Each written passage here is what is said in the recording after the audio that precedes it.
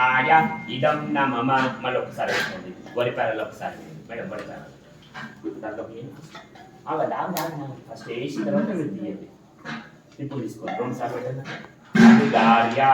అభిప్రత్యభిగారయతి మళ్ళీ చేతులు తీసుకోండి ఆయుద్ధ అగ్నే హవిషోజుషానో మృత ప్రతీకో మృతయో నిరేతి మృతం పీత్వా మధుచార్యవ్యం పితేవ పుత్ర మభిరక్షతాదిమం స్వాహ ఆయుర్దేవతాభ్య ఇదం నమమ అది పక్కకు పెట్టేసి అది పక్కకు పెట్టేసి సార్ అటువైపు మేడం